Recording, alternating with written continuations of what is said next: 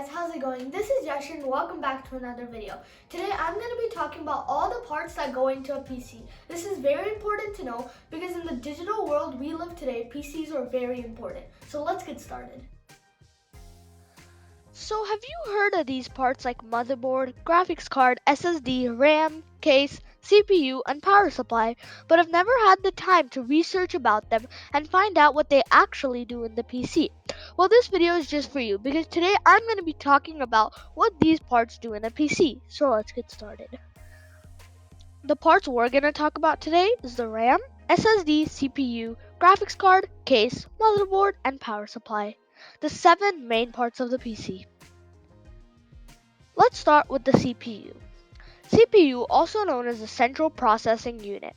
It sends commands to the other parts of the PC just like the human brain sends commands to other parts of the human body. It's like the brain of the PC. It processes all the data and programming and sends it to the various other parts of the PC. There are many different varieties of CPUs from AMD and Intel that you can choose from, depending on your budget and what you want to use this PC for. Next, let's talk about the graphics card. This device is basically a device that can give you good picture and video quality. A graphics card is very important if you're using this PC for gaming. A motherboard can also run graphics, but it won't be as good as getting a dedicated graphics card. Do not compromise on the graphics card if your PC is for gaming. Get a good graphics card. And don't forget to check how the graphics card you're getting is performing on the games you're playing. Graphics cards can range from $100 all the way to $1,300 from companies like Nvidia, GeForce, Radeon, and many others. So choose the options that will suit your budget. Next, let's talk about RAM. RAM, also known as random access memory.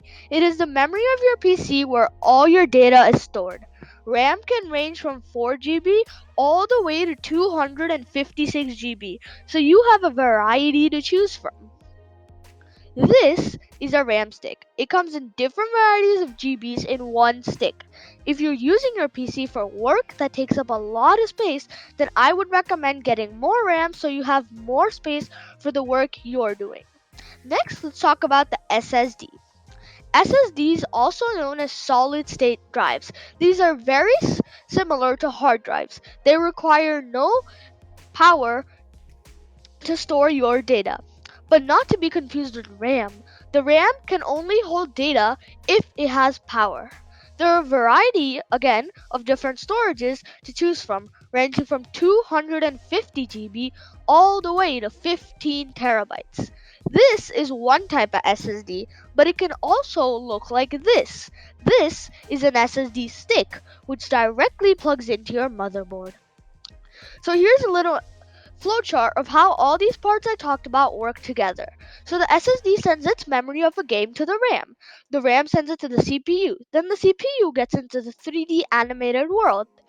But then it realizes that the graphics card can make the graphics better. So it sends it to the graphics card. And the graphics cards make these graphics of the game way better. And then outputs it to your monitor. And this is what you see.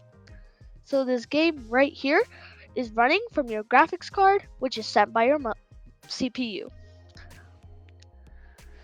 So moving on, we're going to talk about the motherboard. You may be wondering why I haven't talked about the motherboard yet, but it's very important to choose the motherboard after you have chosen the CPU and graphics card, because if you don't, then your motherboard might not be compatible with the CPU and graphics card you're getting. So always make sure your CPU and graphics card is compatible with your motherboard. So now talking about the motherboard. The motherboard is basically a circuit board. This is where all the parts are housed and they communicate to each other through these electrical signals, collecting data between each other. But this piece is very important, or else all your parts won't have anywhere to sit, but relatively cheap compared to the other parts. There are many different motherboards to choose from companies like Asus, Gigabyte, MSI, and many more. So choose the best one that fits your budget and that's for you. Next, power supply. This is the main thing that supplies power to your whole PC.